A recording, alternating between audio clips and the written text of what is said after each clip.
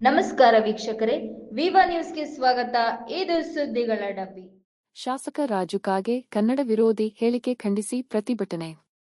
ಉತ್ತರ ಕರ್ನಾಟಕವನ್ನು ಪ್ರತ್ಯೇಕ ರಾಜ್ಯವನ್ನಾಗಿಸಬೇಕೆಂದು ಕನ್ನಡ ವಿರೋಧಿ ಹೇಳಿಕೆ ನೀಡಿದ ಶಾಸಕ ರಾಜು ಕಾಗೆ ವಿರುದ್ಧ ಕರ್ನಾಟಕ ಸೇನಾಪಡೆ ವತಿಯಿಂದ ಚಾಮರಾಜನಗರದ ಭುವನೇಶ್ವರಿ ವೃತ್ತದಲ್ಲಿ ಪ್ರತಿಭಟನೆ ನಡೆಯಿತು.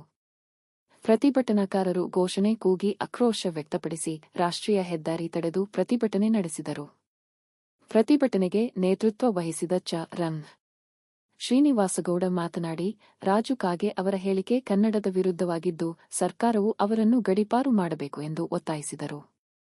ಮುಖ್ಯಮಂತ್ರಿ ಸಿದ್ದರಾಮಯ್ಯ ಅವರು ಕನ್ನಡ ಕಾವಲು ಸಮಿತಿ ಅಧ್ಯಕ್ಷರಾಗಿದ್ದರೂ ಕ್ರಮ ಕೈಗೊಳ್ಳದಿರುವುದು ಖಂಡನೀಯ ಎಂದರು. ರಾಜ್ಯ ಸರ್ಕಾರ ಕ್ರಮ ಕೈಗೊಳ್ಳದಿದ್ದರೆ ಹೋರಾಟ ತೀವ್ರಗೊಳ್ಳಲಿದೆ ಎಂದು ಎಚ್ಚರಿಸಿದರು. ಪ್ರತಿಭಟನೆಯಲ್ಲಿ ನಿಜಧ್ವನಿ ಗೋವಿಂದರಾಜು, ವೆಂ ರಾಜಗೋಪಾಲ್, ಪಣ್ಯದಹುಂಡಿರಾಜು, ಮುತ್ತಿಗೆ ಗೋವಿಂದರಾಜು, ಆಟೋ ಲಿಂಗರಾಜು ಮತ್ತಿತರರು ಭಾಗವಹಿಸಿದ್ದರು.